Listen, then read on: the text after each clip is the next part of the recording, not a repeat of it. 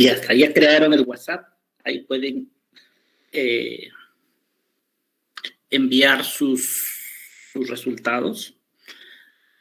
Y si uno ha fallado, el otro se va a dar cuenta cómo ha ido resolviendo otro colega. Entonces es bueno ir cargando las respuestas, ¿ya? A ver, Rosita, si envías al grupo sería bueno.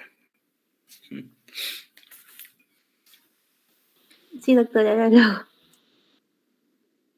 Listo. Doctor, una Gracias. consulta. Bienvenido. ¿Sale pus de ese absceso? Me parece que está ahí.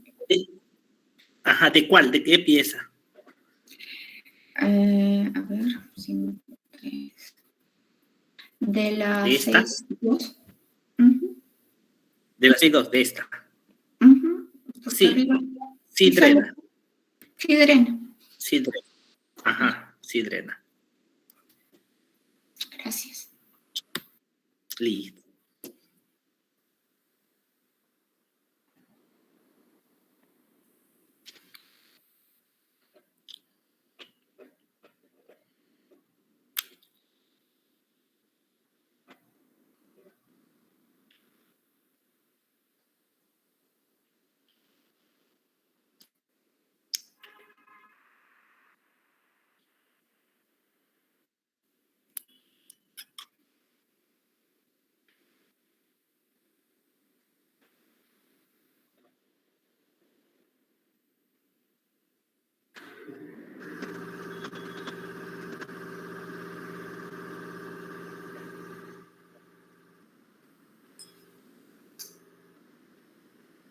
Doctor, otra consulta.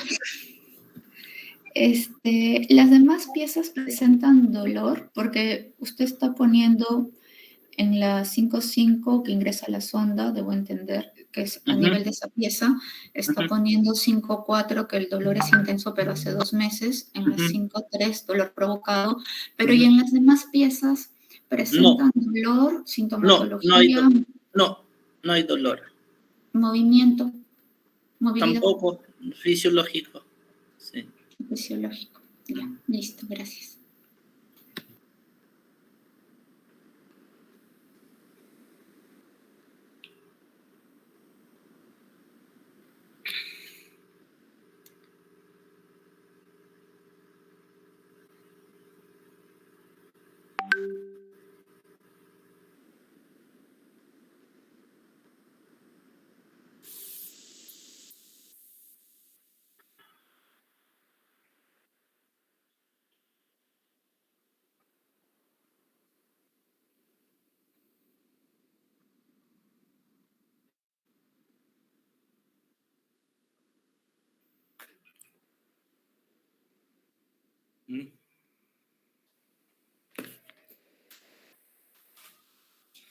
Entonces el día de hoy nos vamos a entrenar para que esto sea rápido, ¿ya?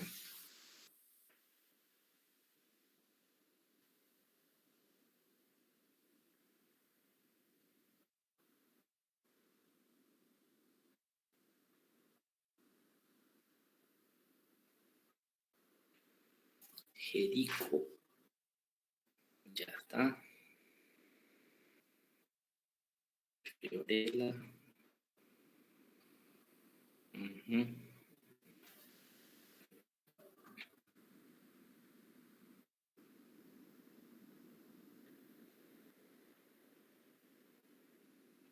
Fiorella está bastante bien,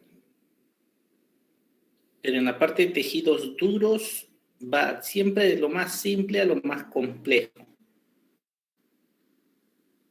Y ahí la reversible tendría que ir primero, luego la irreversible y luego la necrosis. Ah, ok. Ya, doctor, sí. Gracias.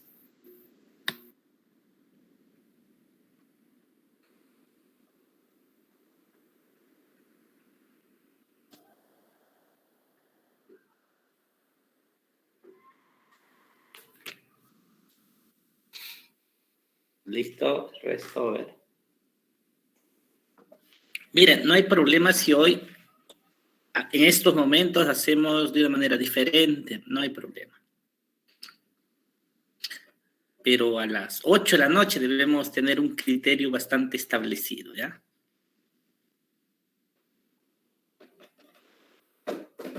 Porque es lo primero que se hace, ¿no? Viene el paciente y viene en estas condiciones y yo tengo que aprender a hacer un presuntivo.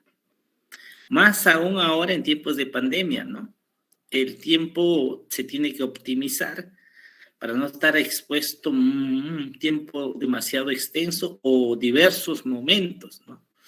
En diversas citas para diagnosticar algo que puedo hacerlo en una sesión.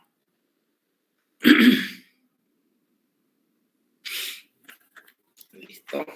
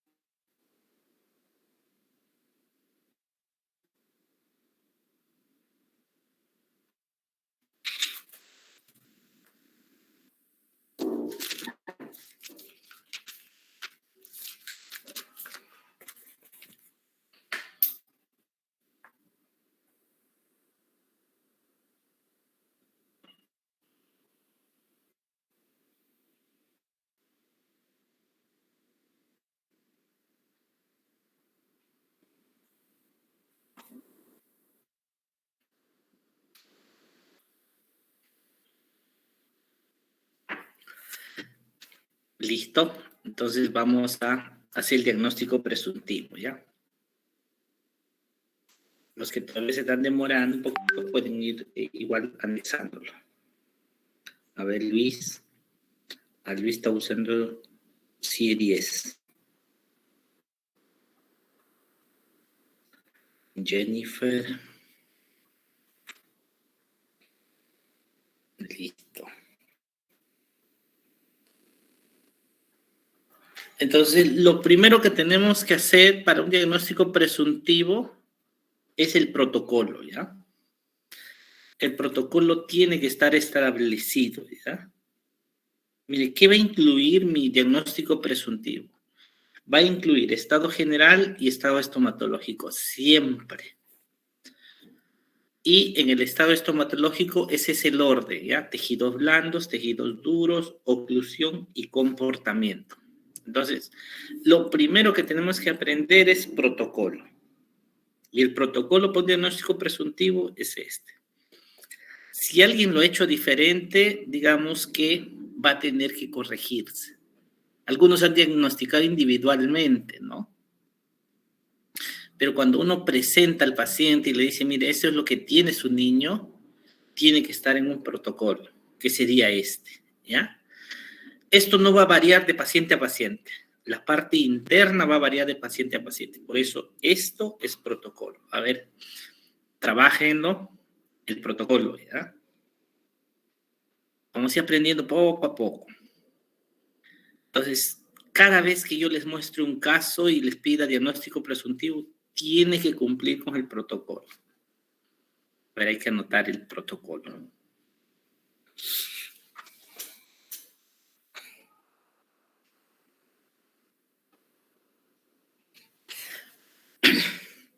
Probablemente algunos manejen otros protocolos y algunos no manejen protocolo.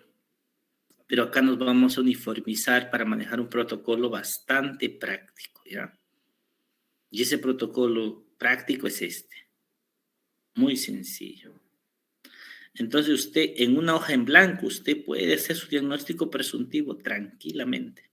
Usted se acuerda las partes del diagnóstico presuntivo, lo que incluye y el resto es lo que presenta el paciente.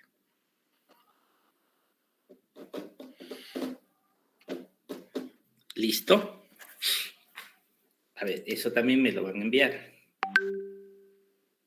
Yo me tengo que asegurar que van a aprender, ¿cierto? Entonces me van a enviar protocolo de diagnóstico presuntivo.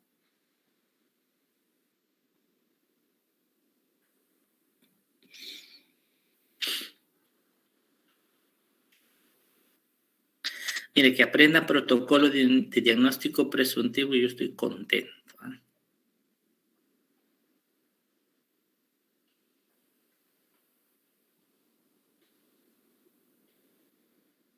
Y eso tiene que ser de memoria, ¿no? Esto tiene que ser de memoria. ¿Ya?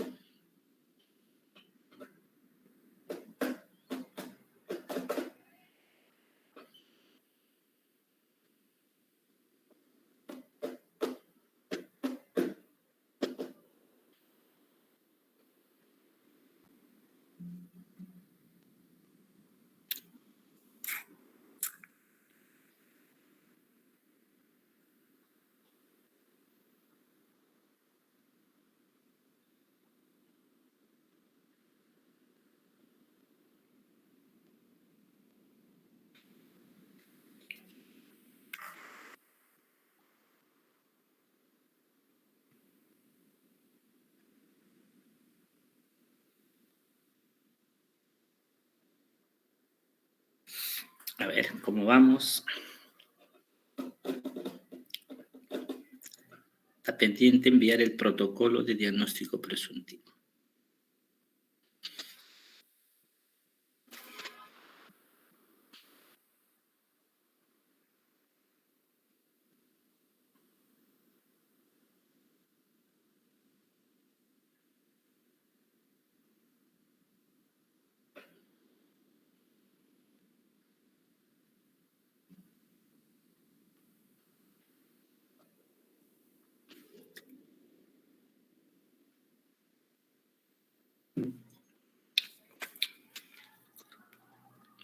Basta que mande uno y pasamos a la siguiente. A ver, estamos esperando.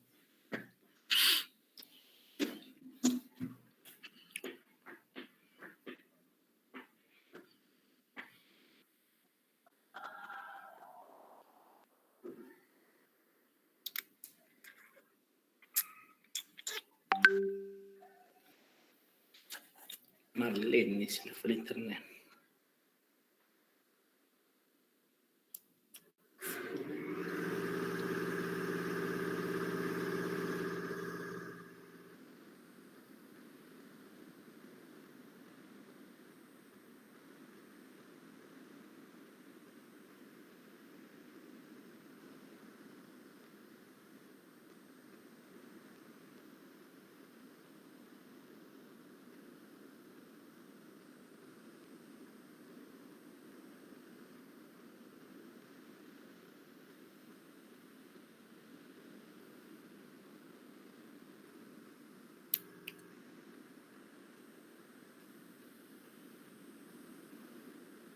Para que le acepten a Luz, por favor. Luz Fernández.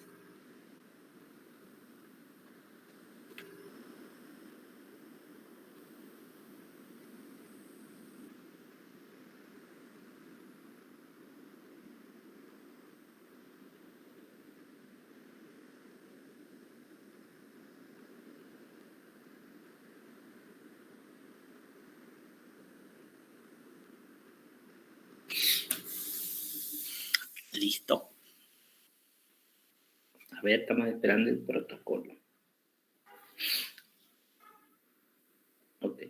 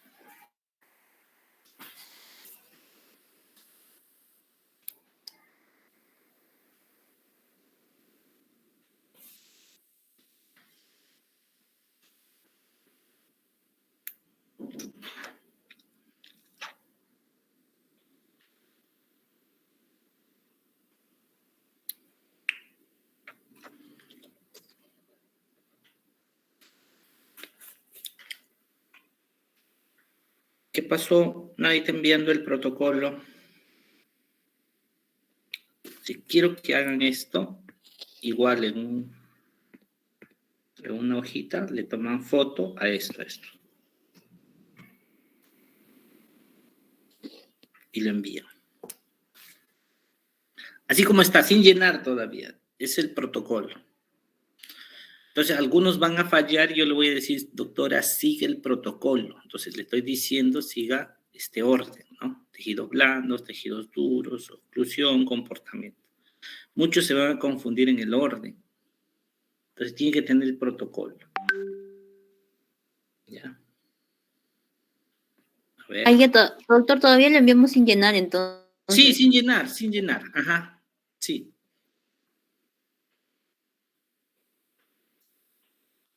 Solo esto, lo que está acá, tal cual.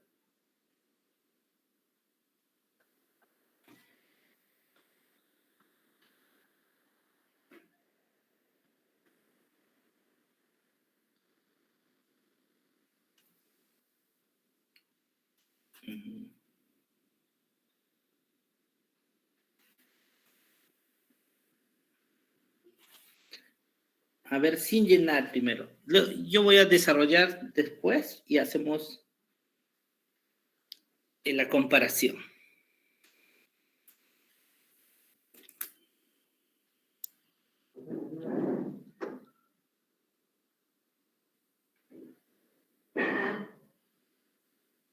Listo.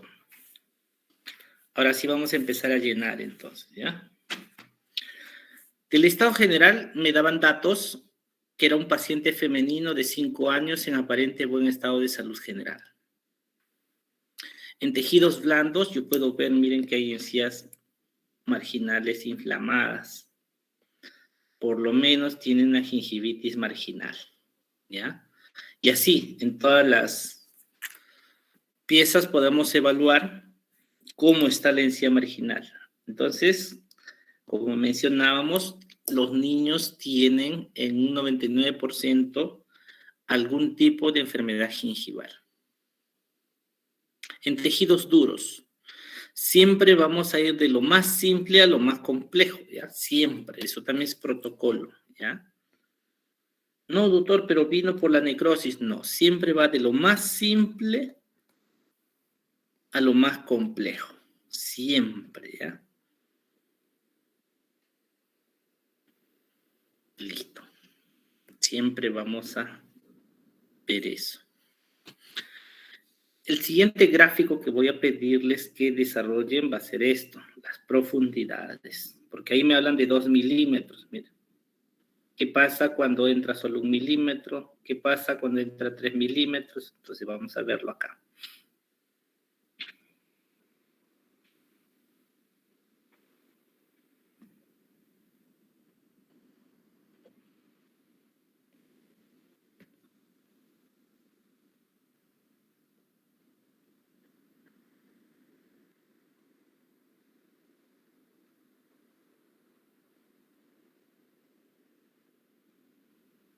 Listo. Vamos a hacer este gráfico también, ¿ya?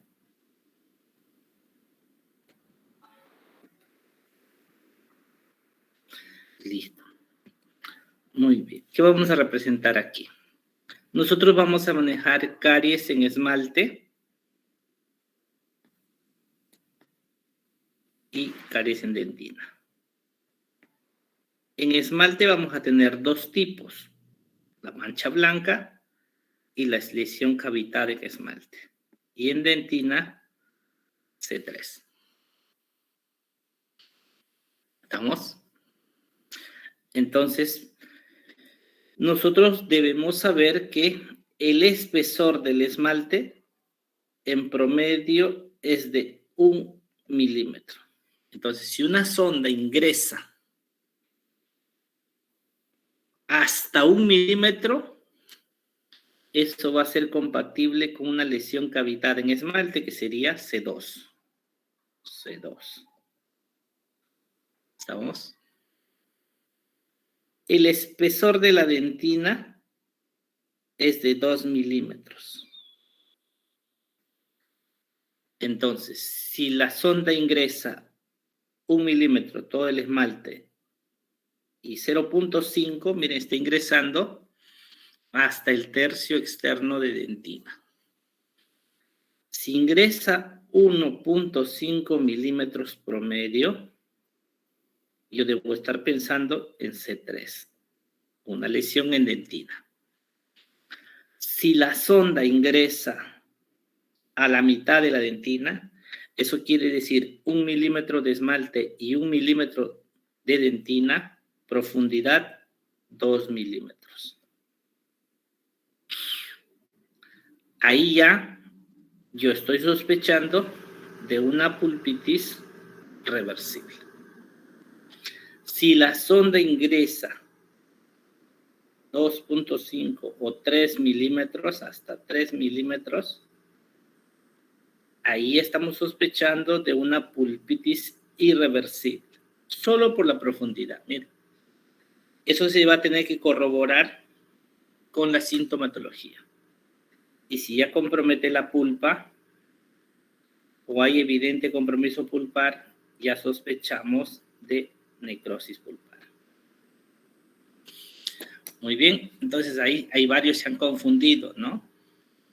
Cuando ya tiene 2 milímetros, 3 milímetros, y estamos sospechando de otras patologías, ya no estamos pensando en caries solamente, ¿eh? Estamos pensando en pulpitis irreversible, en irreversible, en necrosis pulpar, por ejemplo. Muy bien, vamos a hacer este gráfico también, ¿ya? Son cosas básicas que tenemos que usar para ya estar sospechando de alguna patología. A ver, 5 minutos para hacer ese gráfico. Ya van 2 cosas que tienen que tener: el protocolo, el gráfico de profundidad, ¿ya?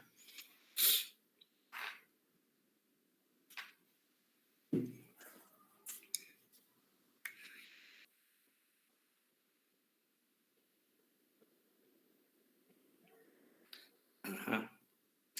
Entonces, igual tienen que enviar su protocolo, ¿ya? Vacío, el protocolo vacío, porque cuando ya se llena, eso es para ese paciente, ¿no? Pero tiene que tener un protocolo limpio.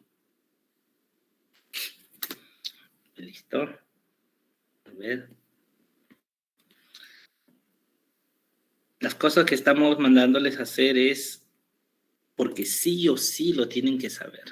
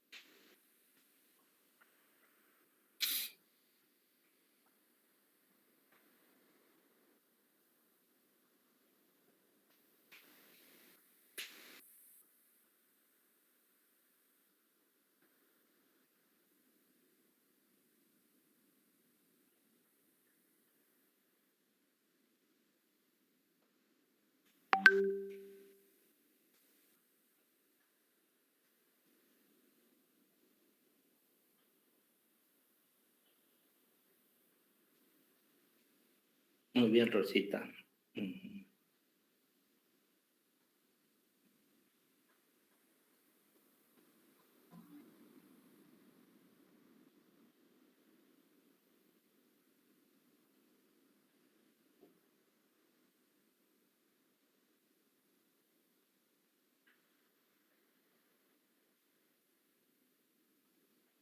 Ujú.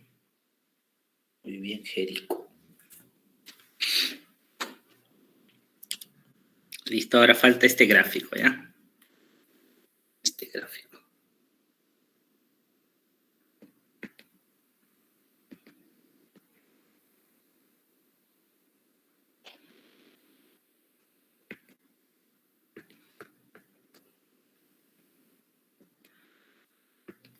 Y C1 es cuando no hay cavidad, ¿cierto?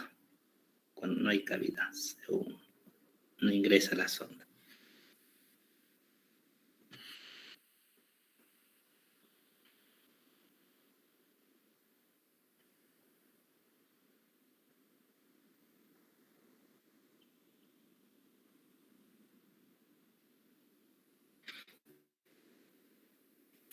Muy bien, ya mandó Jerico también.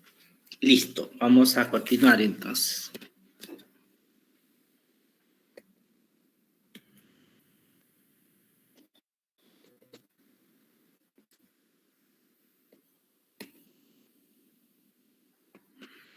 Listo. Miren la historia natural de la enfermedad. De C1 pasa a C2. De C3, de C3 a pulpitis irreversible a irreversible. Irreversible a necrosis pulpar. Y de ahí a periodontitis apical aguda. Y de ahí a periodontitis apical crónica. Periodontitis apical aguda y periodontitis apical crónica. Vamos a ordenar acá ya. Periodontitis apical crónica, periodontitis apical aguda, necrosis pulpar, pulpitis irreversible. Solo lo estoy ordenando, ¿ya? Y para otro cuadro.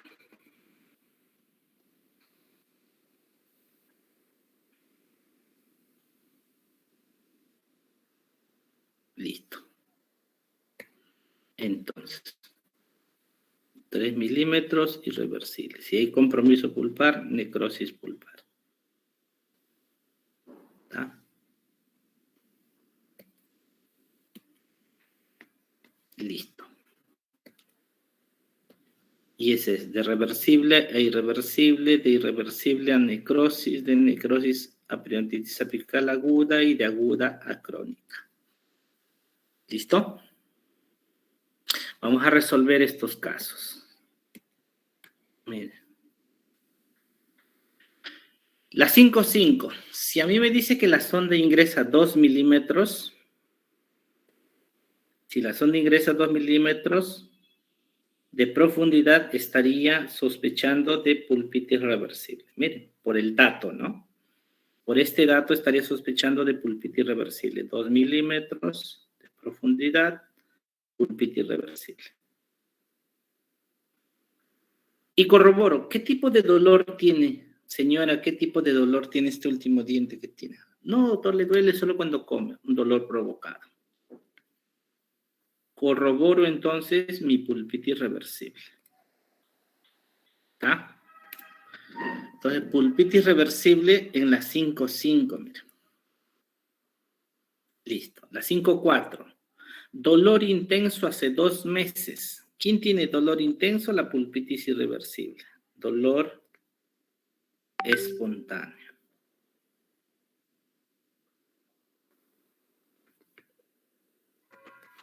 Hace 2 meses tuvo pulpitis irreversible. Tengo 2 posibilidades. O este mejora a pulpitis irreversible o empeora a necrosis pulpar. Entonces, lo más probable es que haya empeorado a necrosis pulpar como mínimo, ¿no? ¿Cierto? 5.3, dolor provocado. ¿Quién tiene dolor provocado? La pulpitis reversible. Dolor provocado, pulpitis reversible. 5.2, veo una fístula, periodontitis apical crónica. Una característica de la periodontitis apical crónica es la presencia de una fístula. Por eso que alguien me preguntó, ¿drena? Sí drena. Si drena es porque ya hay trayecto fistuloso. 5.1. Entonces, este sería periodontitis apical crónica. 5.1. Necrosis pulpar porque hay un evidente compromiso pulpar. Necrosis pulpar. 6.1. Idéntico al 5.1. Necrosis pulpar.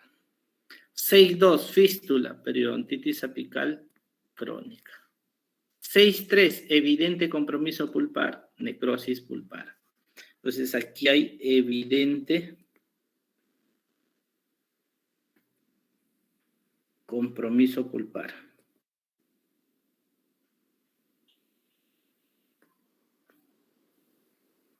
Estoy sospechando de necrosis pulpar. En la 6.4 vemos un remanente radicular, también hay un pólipo pulpar, ¿sí? Podemos considerar si hay pólipo pulpar,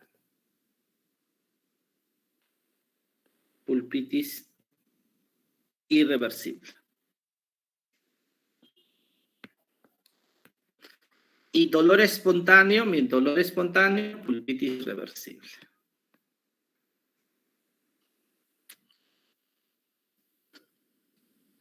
También podemos considerar un remanente radicular, ¿no? Por la gran destrucción no lo vamos a conservar, vamos a considerar un remanente radicular. Listo, entonces eso hay que ordenarlo, miren. ¿Qué es lo más leve que tengo? Pulpitis irreversible en estas dos piezas. Pulpitis irreversible en la 6.5. Necrosis pulpar en la 5.4, en la 5.1, 6.1 y 6.3. Periodontitis apical crónica en la 5.2 y en la 6.2. Remanente radicular en la 6.4. Con todo lo que hemos visto, tiene una maloclusión y el comportamiento es positivo en ese paciente, ¿no?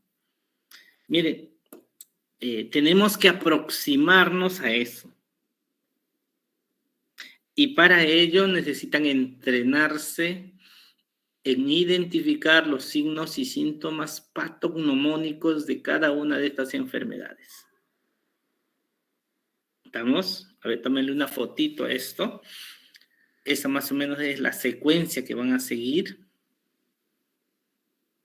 Entonces tenemos dos gráficos para trabajar, ¿ya? Listo, seguimos.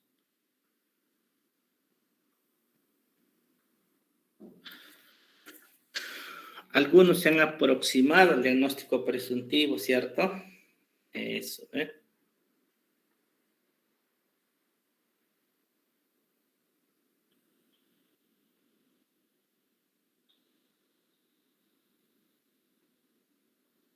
Muy bien. Muy bien. Entonces, para llegar a ese diagnóstico presuntivo, van a tener que practicar, ¿no? Eso se adquiere con la práctica. Nos vamos a entrenar en identificar las 10 enfermedades más frecuentes. Esas 10 enfermedades más frecuentes son las anomalías dentarias, dentro de ellas la hipomineralización y la hipoplasia del esmalte. Yo tengo que aprender a reconocer ambas. En caries dental tengo lesiones en esmalte y en dentina. Vimos que en esmalte puedo tener C1 y C2 y en dentina C3. Dentro de las enfermedades pulpares voy a tener que reconocer a la pulpitis reversible, irreversible y necrosis pulpar. Y dentro de las endoperidontales tengo que reconocer a la periodontitis apical aguda y la periodontitis apical crónica. Miren, cada vez que usted vea a un niño, alguna de estas 10 patologías va a haber en esa cavidad. Estas son las más frecuentes. Y si son las más frecuentes, yo me la tengo que saber de memoria. Doctor, sí. Una consultita. En algunos casos yo he visto de que en el caso de dentición decidua ya no consideran a las enfermedades endoperidontales, sino se quedan tan solo con anomalías dentarias, caries dental, enfermedad pulpar. Y bueno, cuando yo pregunté me refirieron de que eso era para dentición permanente. ¿Es así? o qué opinión me puede dar. A ver, yo le voy a preguntar. Mire, si es exclusivo de una dentición permanente,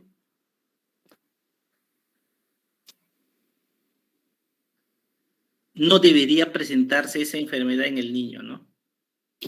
Ah, claro, yo opino igual que usted, pero mi pregunta era a que por qué hay algunos que lo clasifican sin considerarlo, ¿no?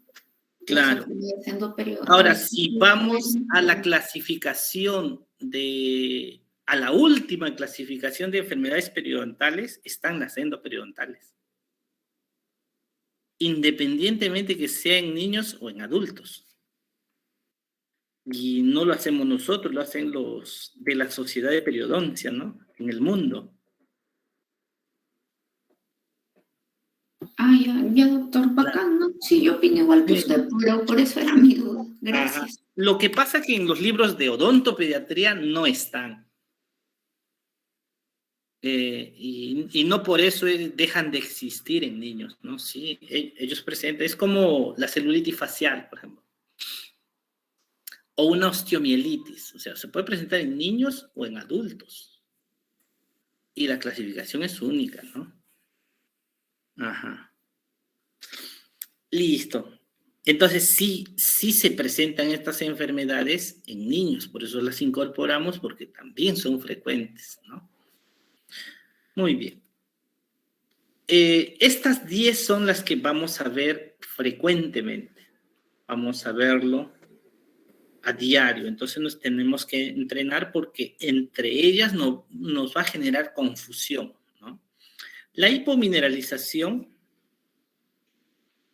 se caracteriza por ser una lesión de mancha blanca. Entonces, si yo diagnostico mancha blanca solamente, yo no sé si me estoy refiriendo a hipomineralización o a esta otra mancha blanca por caries. Miren, tengo dos manchas blancas.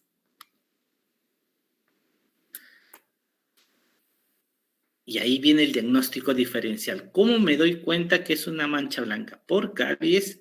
¿Y cómo me doy cuenta que es una mancha blanca por hipomineralización? Esta mancha blanca por hipomineralización está localizada en el tercio medio y en el tercio incisal. Entonces, por su localización yo ya puedo distinguirla, ¿no? En el caso de molares está localizado en las vertientes y en las cúspides. Esa es su localización predilecta. Puede ser difusa o puede ser delimitada. Y la otra característica es que aparece con la erupción.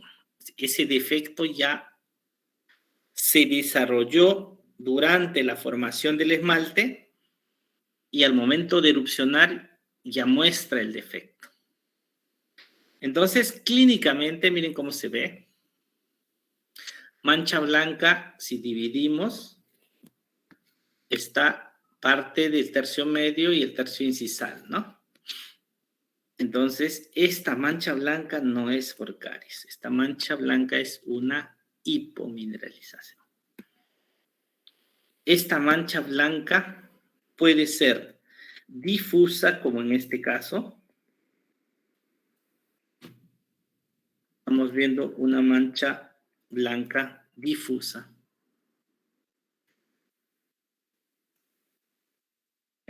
Difusa. En cambio, hay otras que son delimitadas.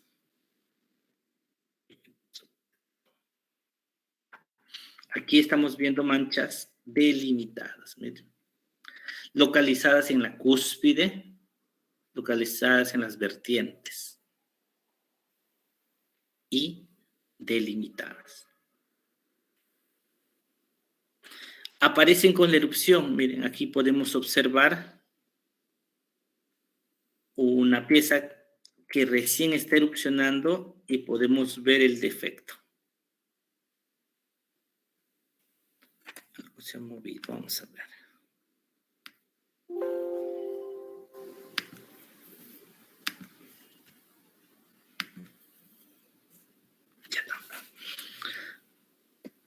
Entonces podemos ver, miren, ahí está el defecto que está mostrándose sin haber erupcionado completamente la pieza dentaria, ¿no? Localizado en el tercio medio, eso es característico de la hipomineralización. Entonces, ahí tenemos que aprendernos los criterios para yo poder identificar la hipomineralización. ¿Con quién podría confundirse con un C1? El C1 también es una mancha blanca, pero esta mancha blanca se localiza en el tercio cervical, se localiza en caras oclusales, en los surcos y en las fosas, puede ser difusa y aparece después de la erupción. Después que ha erupcionado, hay un tiempo de desmineralización y recién empieza a aparecer estas manchas. Miren, aquí podemos ver localizada en el tercio cervical.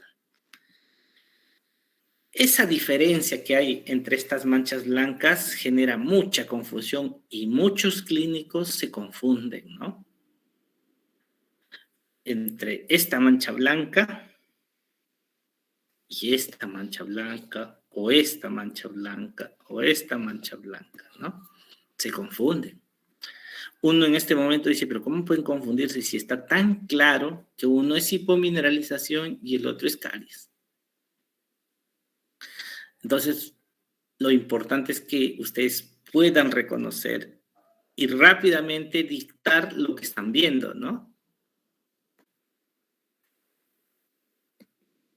De eso se trata esta sesión, de unificar algunos criterios de diagnóstico.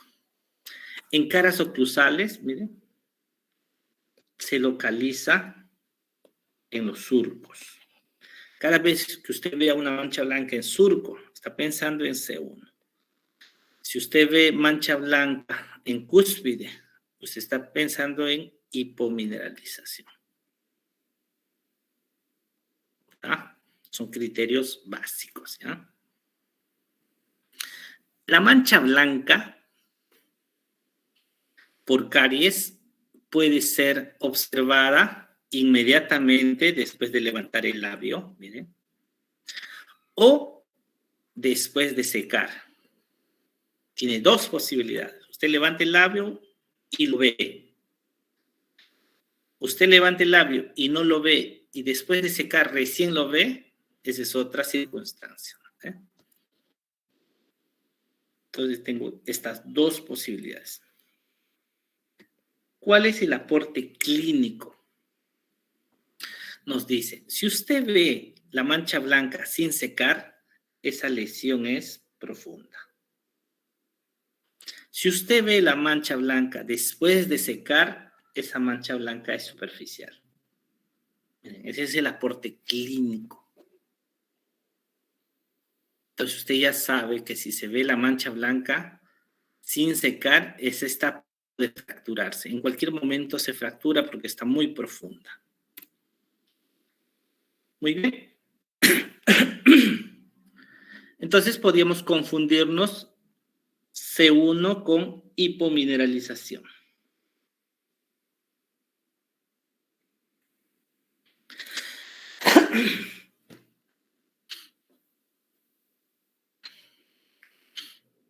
Ahora vamos a diferenciar una hipoplasia de una hipomineralización. En primer lugar, la hipomineralización es un defecto cualitativo. En cambio, la hipoplasia es un defecto cuantitativo. ¿Qué quiere decir? Aquí el problema es de calidad y aquí el problema es de cantidad. Si había un problema de calidad, ¿cómo se ve? Como mancha. Si hay un problema de cantidad, ¿cómo se ve? Como una lesión cavitada. Esa es la diferencia, ¿no? Y también acá se confundían mucho. Veían una mancha amarilla, lo llamaban hipoplasia. Veían una mancha blanca, lo llamaban hipomineralización. Y por años. ¿Ah? Ahora más o menos que se está tratando de distinguir eso, ¿no? Entonces, la hipoplasia es un defecto cuantitativo. Se ve como una lesión cavitada. Se localiza en tercio medio o en tercio incisal también. Se localiza en vertientes o en cúspides y no presenta un halo de hipomineralización alrededor. Recuerden mucho eso. No presenta halo de hipomineralización. Si presenta, es otra cosa, no hipoplasia. ¿Ya? ¿Cómo se ve clínicamente? Miren, aquí falta esta zona del esmalte. Falta. Y estos son factores de riesgos. Ambos, la hipoplasia y la hipomineralización, son factores de riesgos para caries dental. Rápidamente va a ser lesión ahí, porque son zonas retentivas donde se va a retener bacterias, restos de alimentos y van a empezar la desmineralización. ¿Ven cómo se ve? Falta de esmalte en esa zona. Miren cómo se ve, falta de esmalte, ¿verdad? Como si alguien los hubiese cortado. Defecto cuantitativo. Muy bien. Estos defectos del desarrollo del esmalte pueden ser generados por factores ambientales o por factores genéticos. Cuando se trata de factores ambientales, pueden ser estos muy diversos, desde la desnutrición, irradiación, consumo de medicamentos, enfermedades durante el embarazo, enfermedades durante la primera infancia, una alta concentración de flúor en el agua van a generar dos anomalías frecuentemente: la hipoplasia y la hipomineralización. Entonces, como vimos, la hipoplasia era un defecto cuantitativo. Se ve como falta de estructura en algunas zonas. La hipomineralización es un defecto cualitativo. Aquí el problema es de calidad. En algunas zonas, miren, no es de buena calidad la mineralización. Y como se ve, como manchas. Entonces, cada vez que vea manchas, hipomineralización. Cada vez que vea cavidades, hoyos, surcos, hipoplasia. Esto también puede estar ligado al cromosoma X, por lo tanto tiene un factor genético asociado y se llama amelogénesis imperfecta cuando eso ocurre. También podemos ver diversos tipos de amelogénesis imperfecta, entre ellas la hipoplasia, la hipomineralización, la hipomaduración y la hipocalcificación. De todos ellos, los más importantes, los dos primeros. Una característica de la amelogénesis imperfecta es que, en este caso, es generalizado.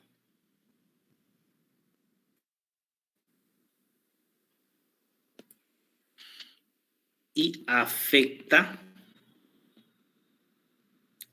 a ambas denticiones.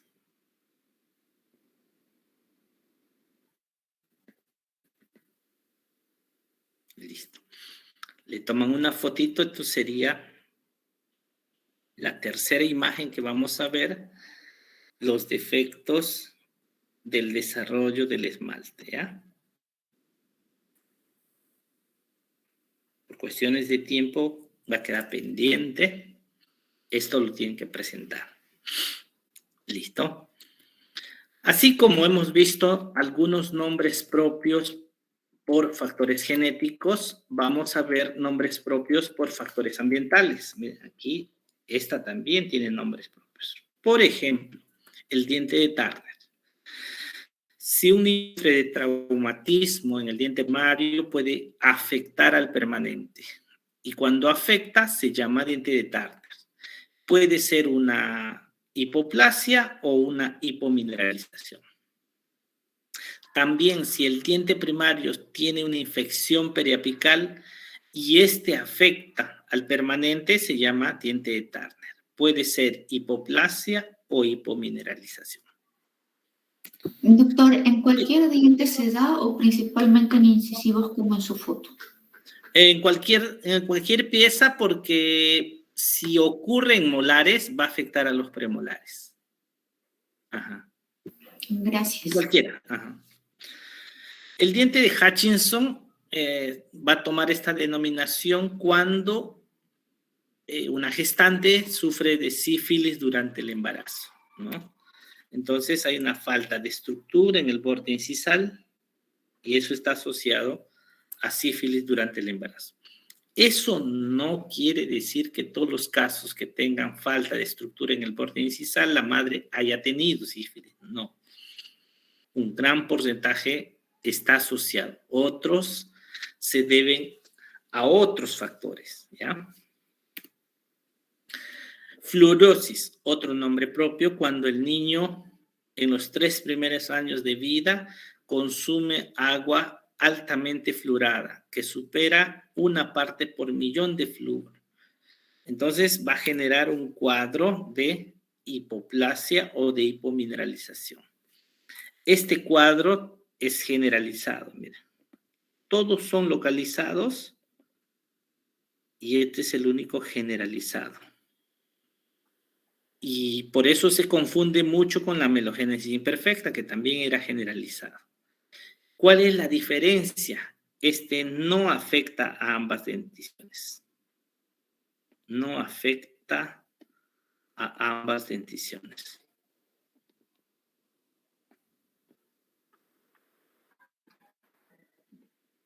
Listo.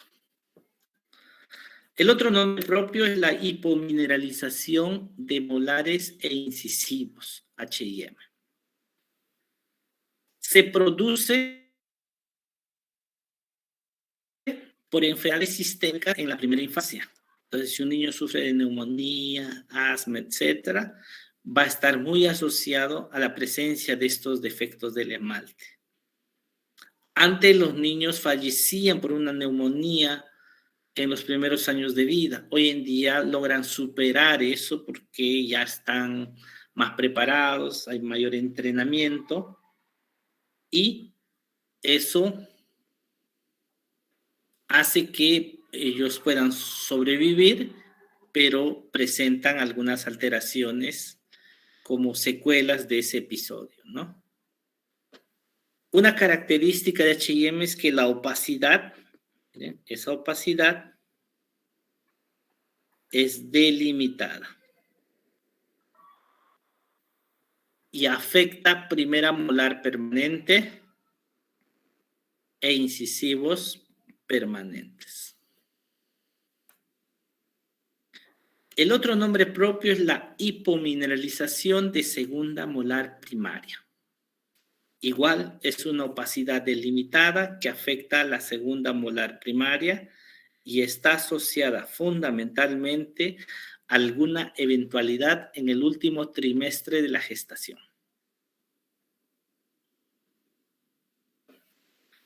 Entonces, a ver, diente de Turner asociado a traumatismo o a infección periapical, ¿cierto?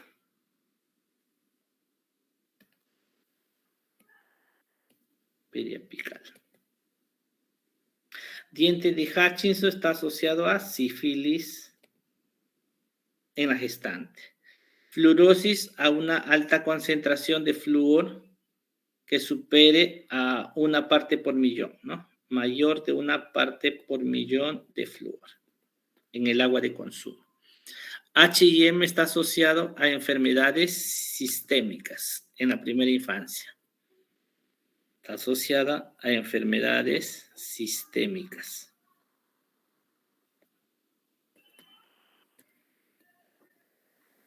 En la primera infancia. Hipomineralización está asociada a eventualidades en el último trimestre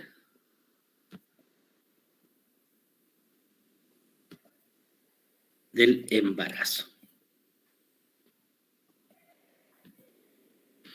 Esta sería la cuarta, que serían los nombres propios de factores ambientales. Todos estos son por factores ambientales. ¿Ah? A veces creen que como está debajo de factores genéticos, corresponde a factores. No, esto es solo de factores ambientales. ¿Estamos?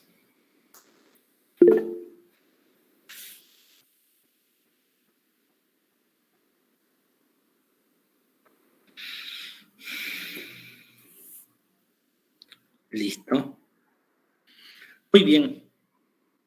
Entonces, ahí vamos a ver cuadros de hipoplasia o de hipomineralización. La hipoplasia, ¿con quién podría confundirse? Miren, con C2. Podría confundirse porque C2 también es una lesión cavitada en esmalte.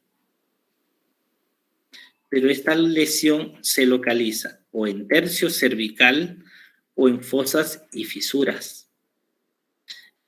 Presenta alrededor un halo de desmineralización y aparece después de un C1.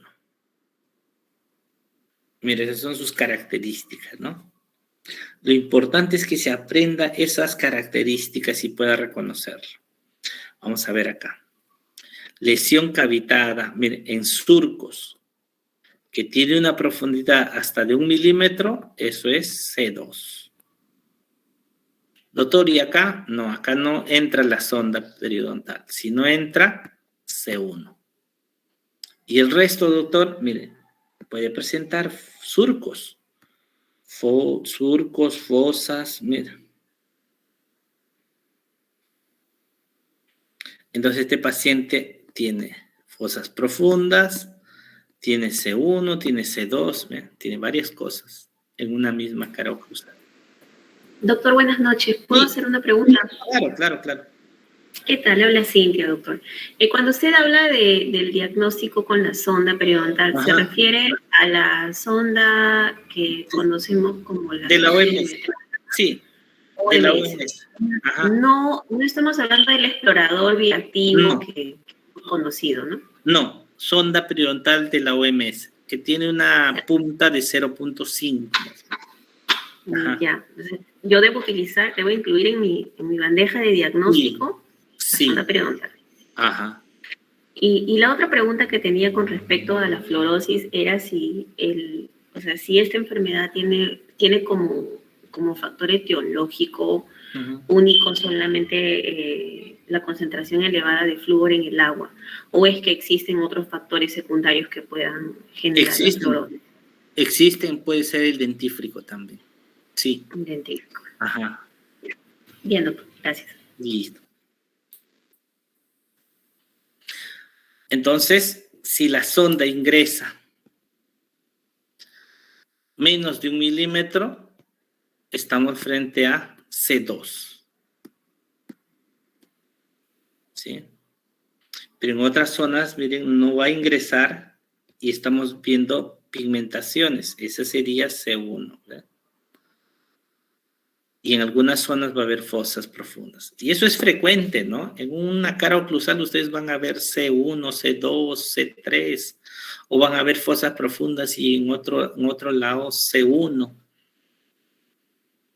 Pero lo importante es que podamos reconocerlo. Muy bien. Lesión cavitada, lesión cavitada. Lesión cavitada en el tercio medio e incisal, hipoplasia. Lesión cavitada en surcos, C2.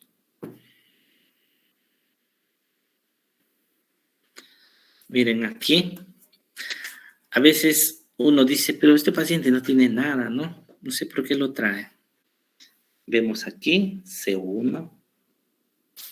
Vemos aquí manchas blancas en tercio medio, hipomineralización.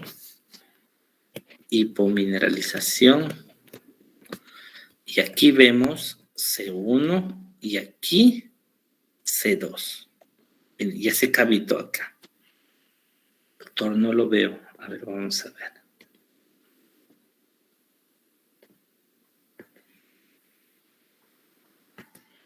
Ahí está, ¿eh? Ya se cavitó. C2. Doctor, y en el caso del C1, que usted habló del labio, este, las que nosotros tenemos que secar para ver, tendrán mejor pronóstico cuando hacemos florización o una remineralización, perdón. A comparación de las que usted dice que se ven a simple vista y que ya se podría decir que están a punto de romperse. Claro. A ver, vamos a ver, ¿ya? Acá lo voy a graficar.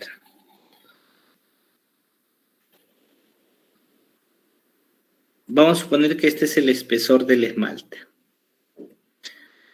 El que se observa sin secar puede estar incluso llegando al límite melodentinario. Miren, casi en todo el espesor, que sería este y este que ya, miren, se fracturó, ¿no?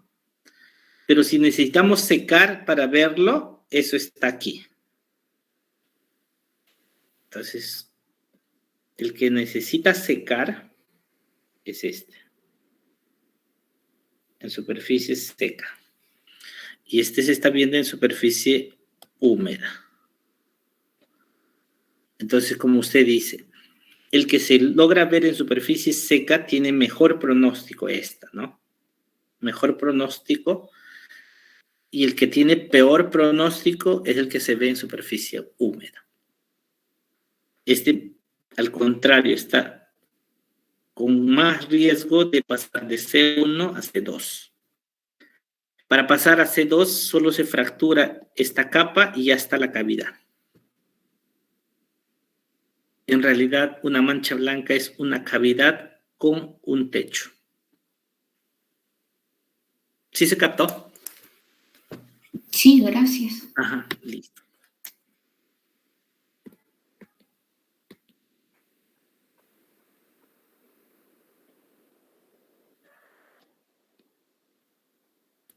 Muy bien. Entonces, C2 tiene esas características. Ya puedo distinguir las manchas blancas, puedo distinguir las lesiones cavitadas, puedo distinguir hipoplasia de una hipomineralización. Ahora tenemos la lesión C3. C3 es una lesión cavitada, pero miren la condición. Y esta condición es importante, ¿ya? Cada vez que vean una lesión en dentina, primero tienen que ver si cumple esta condición. Este es un punto de quiebre. Ahí. Ese punto de quiebre es C3. Si no está en tercio externo, ya empiece a buscar aquí, miren. Pero ahí tenemos que descartar primero eso, ¿ya? Listo. Entonces, lesión cavitada en el tercio externo. Y miren, de esos vamos a ver mucho ahora, ¿no? C3. Antes resolver estos era un poco tedioso, ¿no? Porque había que hacer recubrimientos pulpares indirectos necesariamente, ¿no? Hoy en día con los adhesivos nuevos que tenemos podemos hacer un sellado dentinario y podemos restaurar, ¿no? Entonces ha ido cambiando también algunos conceptos para el manejo de estas lesiones. Entonces, tercio externo, C3. Si no cumple esa condición, ya debo estar pensando en pulpitis reversible.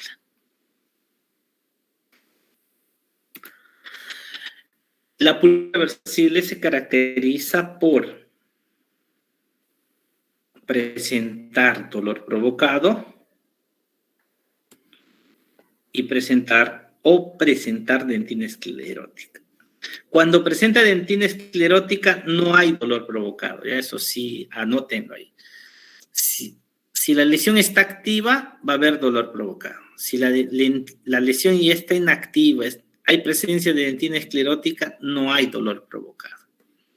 ¿Dónde está la lesión? En el tercio medio. Si ustedes recuerdan el espesor de la dentina, decíamos 2 milímetros. 2 milímetros de espesor. Estar a la mitad es estar a 1 milímetro, ¿cierto? Por eso, si a eso le sumamos el espesor del esmalte, una profundidad de 2 milímetros nos hace sospechar de pulpitis reversible. ¿Ya? Muy bien. ¿Cómo se ve clínicamente eso?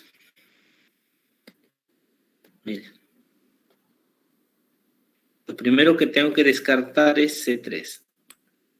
¿Está en el tercio externo? Sí, sí lo veo clínicamente en el tercio externo. Me quedo con C3, aquí. ¿Está en el tercio externo? No. Está más profundo. Entonces, ¿qué puede ser? Puede ser una pulpitis reversible o una irreversible. Necrosis no, porque no hay evidente compromiso, ¿no? Puede ser pulpitis reversible y irreversible. Entonces le preguntamos por la sintomatología. Y en la sintomatología nos dice que el dolor es provocado. Aquí, dolor provocado. Eso me confirma que yo puedo estar pensando en pulpitis reversible. Cuando hay dentina esclerótica no va a haber dolor. Entonces, ya viendo la dentina esclerótica, podemos sospechar de pulpitis reversible. Pulpitis reversible. Cuando usted habla de dolor provocado, Ajá. ¿qué es lo más, o sea, cuál es la expresión más frecuente en el niño, ¿no? O en la mamá? Ajá. ¿Le duele al masticar? ¿Le duele al comer dulces? ¿Le duele? ¿Qué le provoca el dolor en este tipo de diagnósticos? Estímulos como el frío, al momento de comer dulces, porque si el dolor es a la percusión o a la masticación, ya estamos sospechando de lesión en el ligamento. Entonces, este dolor aparece con el estímulo y luego desaparece, ¿no? Ese es un dolor provocado. ¿Sí se captó? Porque el término puede ser muy amplio, ¿cierto? Pues sí. Nos referimos a eso, a estímulos como el dulce, el frío, al empaquetamiento de alimentos, pero al mismo hecho de masticar, no, porque ya nos haría sospechar de periodontitis. Clínicamente en el 8.5, miren, no veo una dentina esclerótica propiamente, veo una lesión activa. Le pregunto qué tipo de dolor tiene y me dice toda la noche le ha dolido, ahí ya sospecharía de una irreversible. Entonces, donde hay situaciones clínicas evidentes, puedo sospechar de pulpitis reversible. ¿Estamos? Muy bien. La siguiente sería la pulpitis irreversible. Aquí sí hay un dolor espontáneo, no hay un estímulo previo. Puede haber clínicamente un pólipo pulpar y la lesión puede estar en el tercio interno. Para esto no tiene que ser extensa la lesión. Lo que importa es la profundidad, ¿no? Miren, una lesión tan pequeñita, ingresa a la sonda, ingresa 1 milímetro, 2 milímetros, 3 milímetros. Me está haciendo sospechar de una irreversible. Pero sin colocar la sonda, yo le pregunto acá, ¿qué tipo de dolor tiene? Y me dice, toda la noche, un dolor nocturno. De la nada, sin comer, sin nada, me empieza a doler. Ya me está diciendo, doctor, pulpitis irreversible. Doctor, ¿y por qué el dolor se acrecienta, disculpe, durante la noche más? Hay un cambio en la presión y esto hace que se estimulen fibras nerviosas y empiece a ser degradada por una filtración de microorganismos hacia la pulpa, ¿no? Ya cuando hay un dolor espontáneo es porque hay una invasión bacteriana a la pulpa. Y eso lo tenemos que reconocer porque si yo obvio ese dato que me está diciendo, hay un dolor espontáneo, yo intento hacer pulpotomía, intento hacer remoción selectiva, eso va a fracasar porque ese dolor espontáneo me está diciendo que ya hay degradación de fibras nerviosas, por eso ese dolor tan intenso. Entonces, cuando va degradando, más la posición de descanso que tenemos, genera mayor estímulo a las terminaciones nerviosas y incrementa la presión en esa posición echada, ¿no? Y se percibe como doloroso por un incremento de la presión. Gracias, doctor. Intrapulpar, ¿no? Uh-huh. Clínicamente, vamos a ver una lesión en dentina, pero yo tengo que descartarlo de siempre, C3. ¿Eso está en el tercio externo? Y dice clínicamente, doctor, no.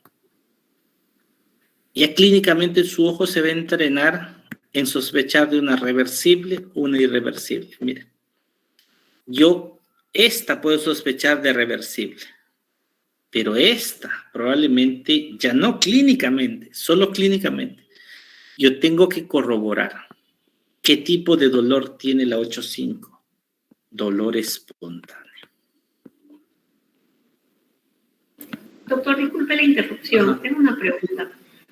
¿Y la valoración radiográfica, doctor, es crucial o es imprescindible? O sea, de momento, sí, ¿no? Llega el paciente a la consulta, vemos ese tipo de lesión y necesariamente tomamos radiografías periapicales o el diagnóstico puede ser exclusivamente clínico. Estamos en presuntivo. La secuencia es de la historia clínica, anamnesis, examen clínico, diagnóstico presuntivo. Yo estoy sospechando de pulpitis irreversible, de periodontitis, tomo mis exámenes complementarios para verificar o descartar, diagnóstico definitivo, plan de tratamiento y programación. ¿Ve? Entonces, estamos en diagnóstico presuntivo. Las radiografías estarían aquí. Y solo voy a... Ajá, doctora. Corrí mucho, disculpe, doctor. Acá estamos haciendo el presuntivo. Ajá. Y con esto vamos a corroborar si incluso nos va a servir esta para decidir el tratamiento. Uh-huh. Listo.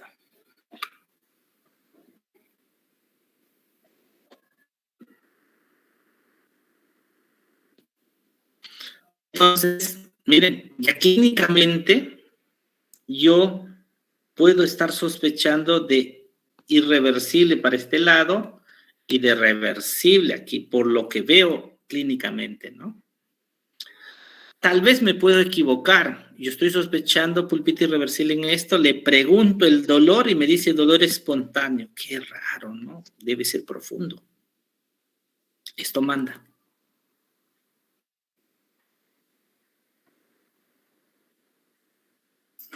Pero siempre coinciden, ¿no? Si no es tan profundo, coincide con una reversible. Es lo más lógico. Y si es bastante profundo, coincide con una irreversible. Es lo más lógico también, ¿no? Entonces, la idea es que poco a poco encuentre esa destreza de identificarlos, ¿no? Listo. Si hay pólipo pulpar, ya estamos sospechando de irreversible. El otro estadio sería el de necrosis pulpar. En los casos de necrosis pulpar, hay un evidente compromiso pulpar y hay cambio de color. Entonces es más fácil reconocer, ¿no? Miren, necrosis pulpar, evidente compromiso pulpar, evidente compromiso pulpar, sospechamos de necroinfarto. ¿Ve?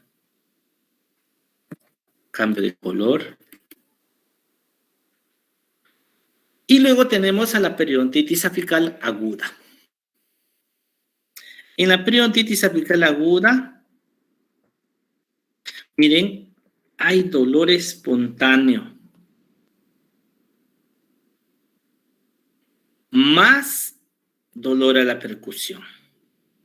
Entonces, si hay dolor a la masticación, ya estoy en periodontitis apical aguda. Clínicamente puede haber un absceso submucoso. Mira.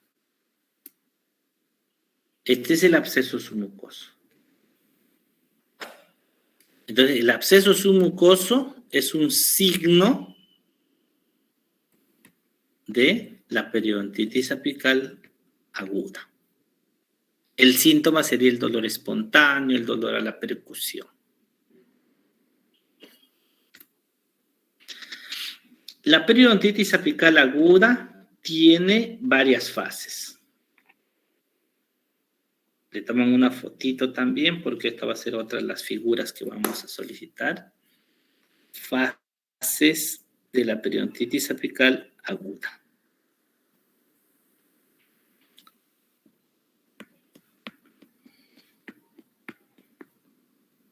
Listo.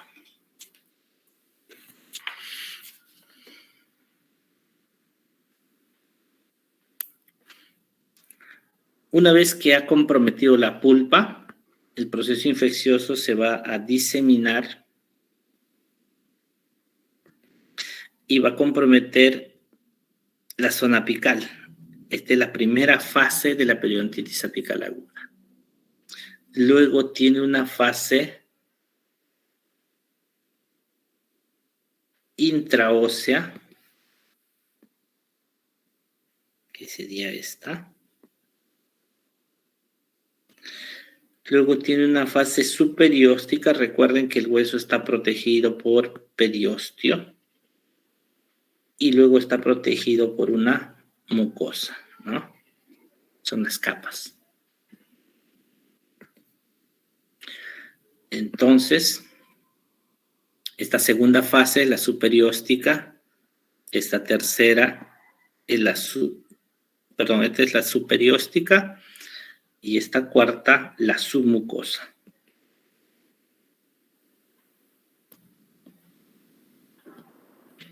Entonces vamos a ponerle nombre. 1, 2, 3, 4. La primera fase se llama fase apical.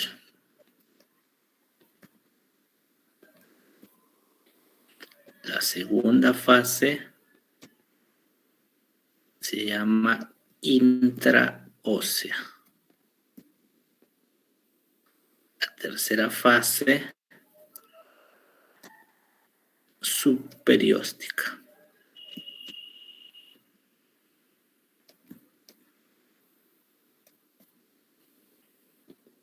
Y la cuarta fase se llama submucosa. Hasta ahí es la periodontitis apical aguda. ¿Y qué pasa si perfora la mucosa? Ya pasa a la siguiente fase, periodontitis apical crónica. Entonces vamos a anotarle, tómenle una fotito.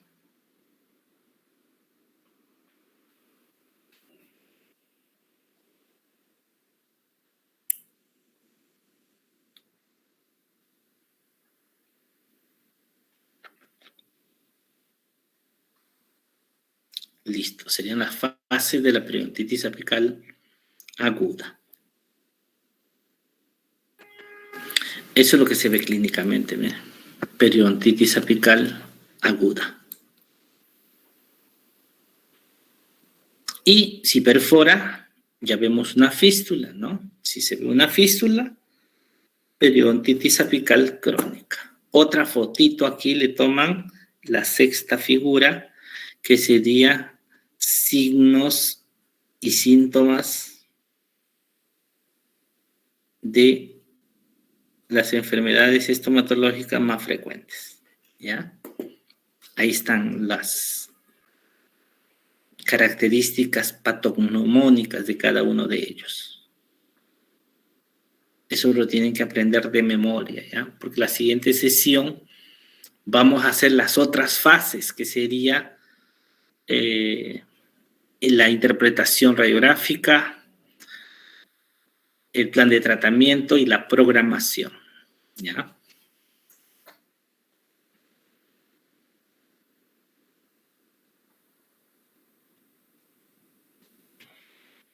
Listo. Entonces, para eso necesitamos identificar, ¿no? Aquí, miren, esta es una periodontitis apical crónica, igual que esta, periodontitis apical crónica.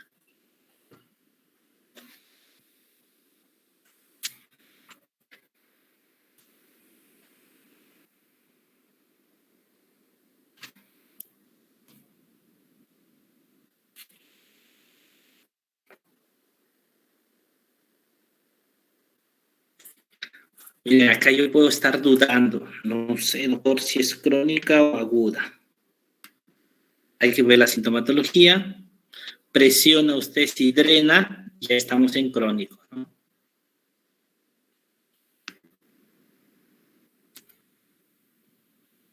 Muy bien. Ahora vamos a hacer otro gráfico de la historia natural de la enfermedad, ¿ya? Historia natural de la enfermedad.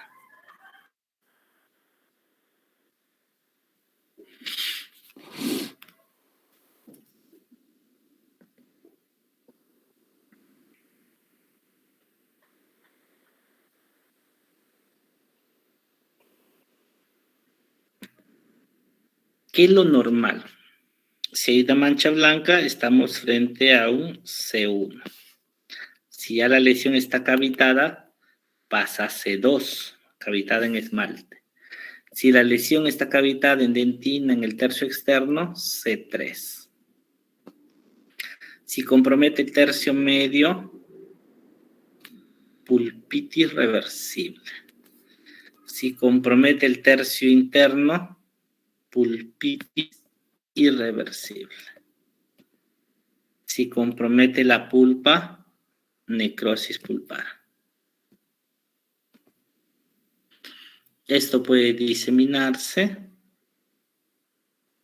y pasar a una periodontitis apical aguda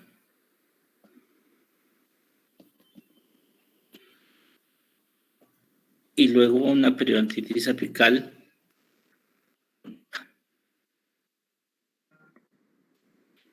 Entonces, la historia natural es esa, ¿no? Pasar de C1 a C2, de C2 a C3, de C3 a reversible, reversible a irreversible, de irreversible a necrosis, de necrosis pulpar a periodontitis aguda y a crónica. Y lo raro es que pueda saltarse de una irreversible a una periodontitis apical aguda. Esos son los cuadros agudos, ¿ya? Violentos. Existe esa posibilidad. No pasa por un cuadro neto, claro de necrosis pulpar. Y esos son los que requieren, por ejemplo, antibióticos, ¿no? Si usted está detectando que está pasando rápido de irreversible a periodontitis, tiene que recibir antibióticos. Listo. Entonces vamos a trabajar este cuadro. Muy bien. Vamos a repasar unos 5 minutos su último cuadro.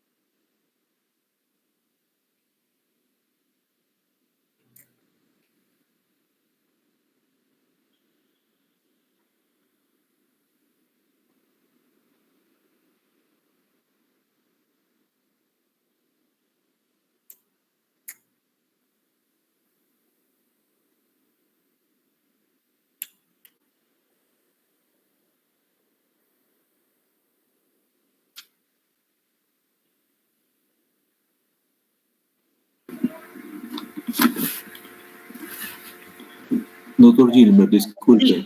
Buenas noches. Por Buenas favor, ¿me pueden hacer como un repaso de lo que habló sobre la hipoplasia, la diferencia y la C1 en molares? Ya.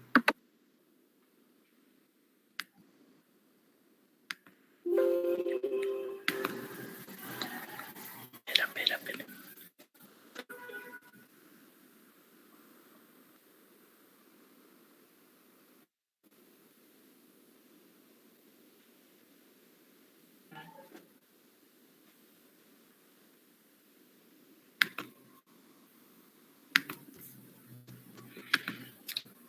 La hipoplasia es el defecto cuantitativo.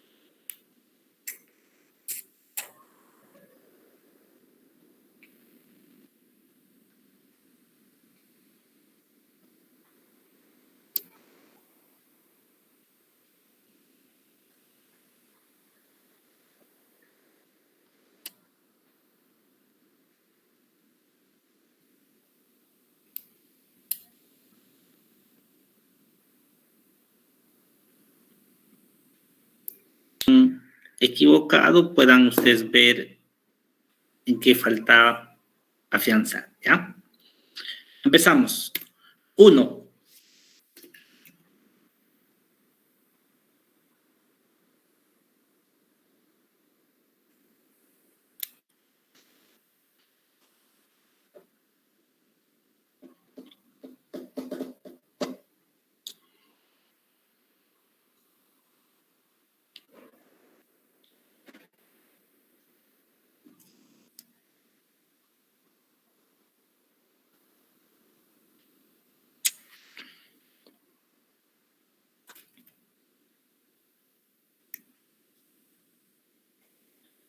Dos.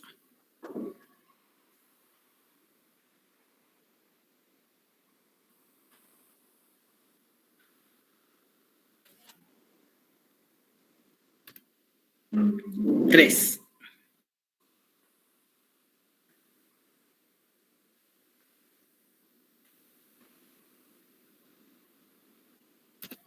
4.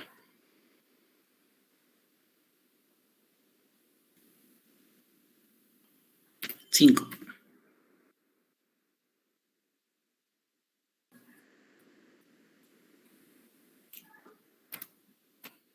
6.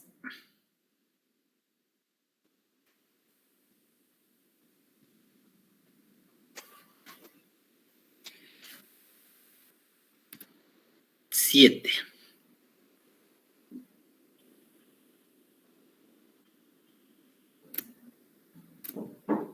8.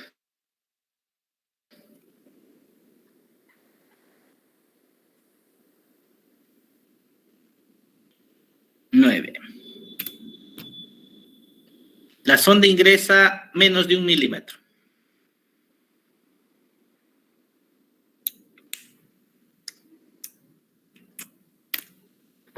10. La sonda ingresa 1 milímetro. Listo, a ver. ¿Repetimos? Sí, por favor. Listo, vamos a repetir. A ver.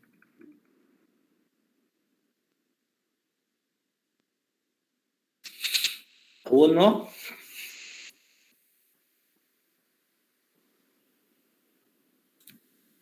2.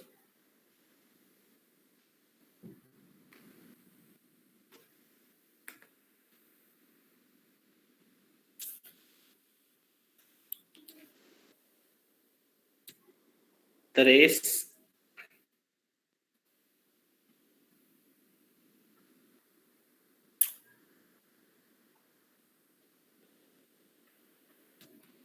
4,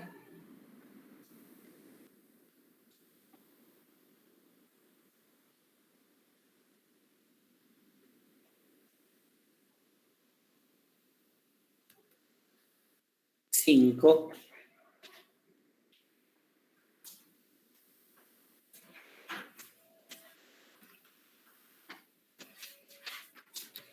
6,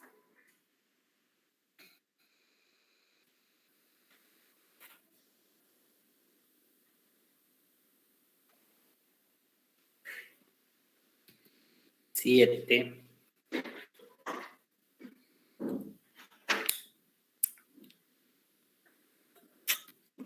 8,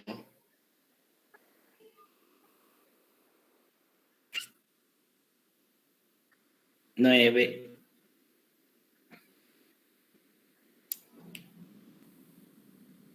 10. Listo, enviamos a ver cómo vamos.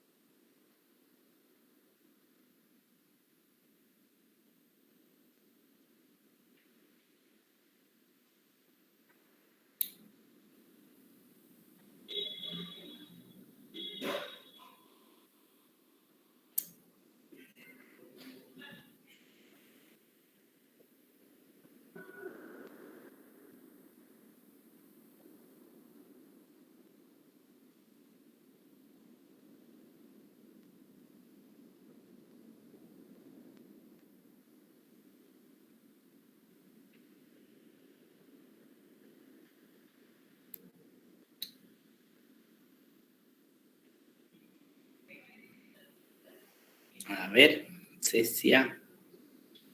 Listo. Muy bien, vamos a verificar.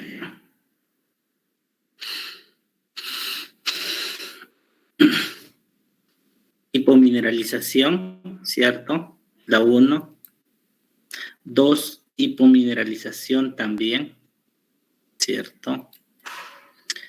3, hipoplasia. Vayan corrigiendo.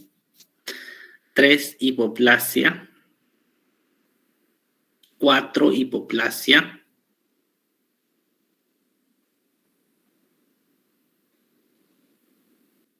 5, hipoplasia. 6, C1. 7, C1. 8, C1. Bien.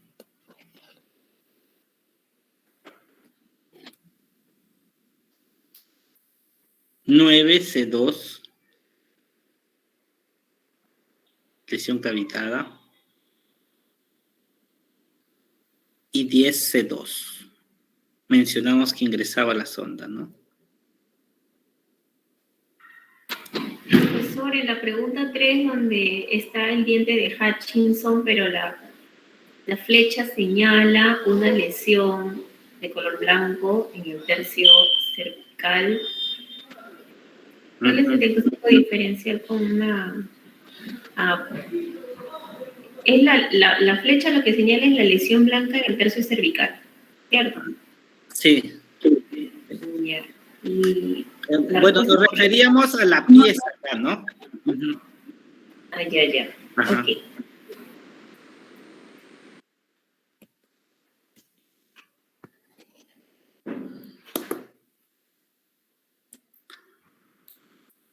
Listo.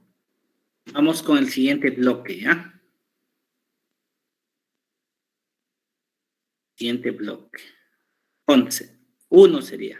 A ver, nuevamente, el 1. La sonda ingresa 1.5.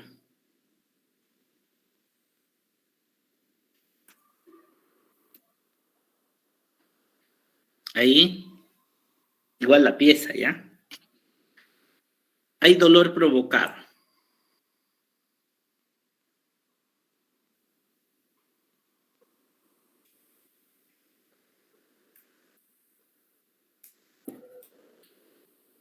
Ahí hay dolor provocado.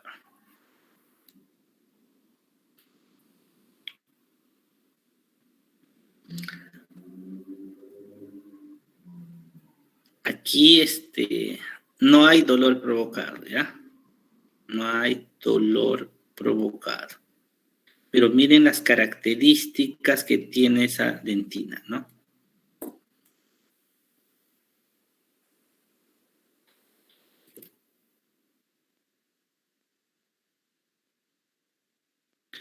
Aquí hay dolor espontáneo.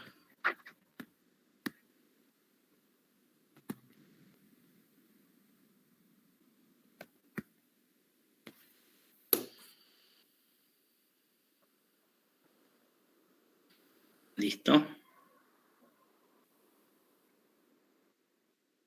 Ahí tenemos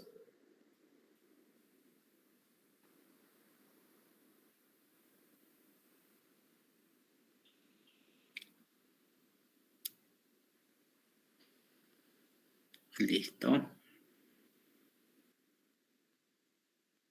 También la pieza que está señalando.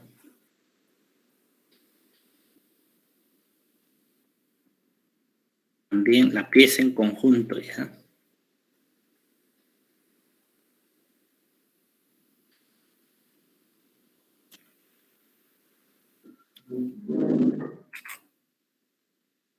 Igual toda la pieza en conjunto.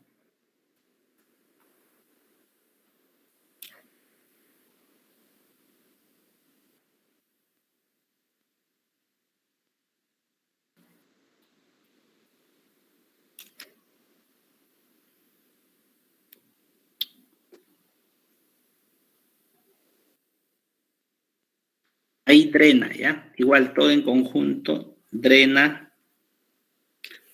Listo. A ver cómo vamos.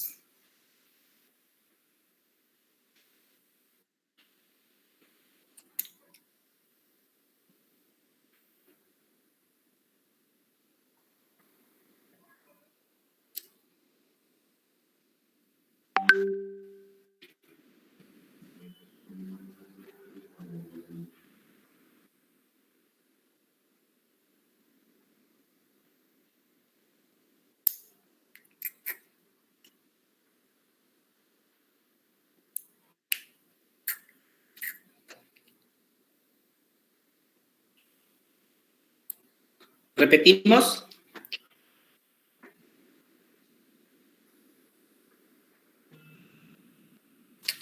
Listo, ya está bien. Vamos a ver. Jericó, Cecia, Snal. Listo, vamos a hacer la revisión, ¿ya?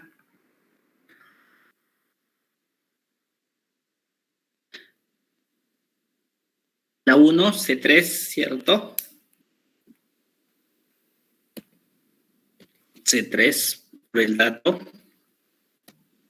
El dato era 1.5 milímetros de profundidad, ¿no?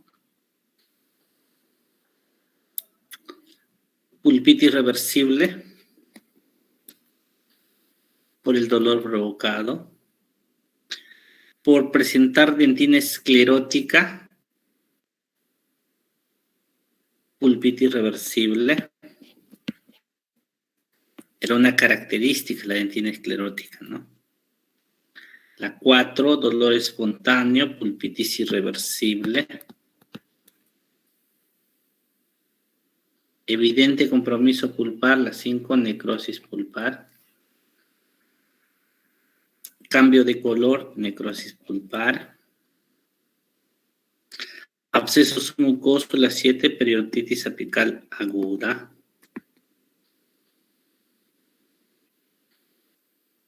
La 8, periodontitis apical aguda.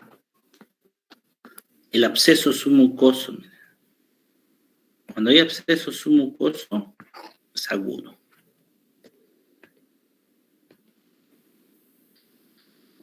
El 9, periodontitis apical crónica. Y el 10, que drena, periodontitis apical crónica. Muy bien.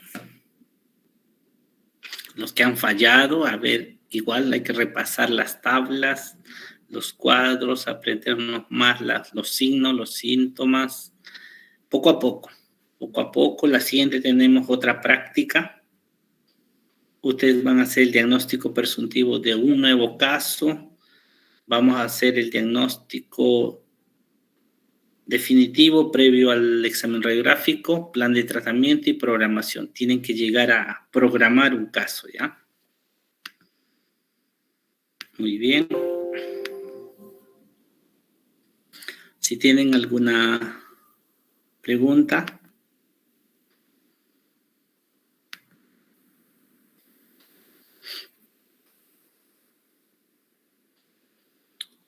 ¿Alguna duda?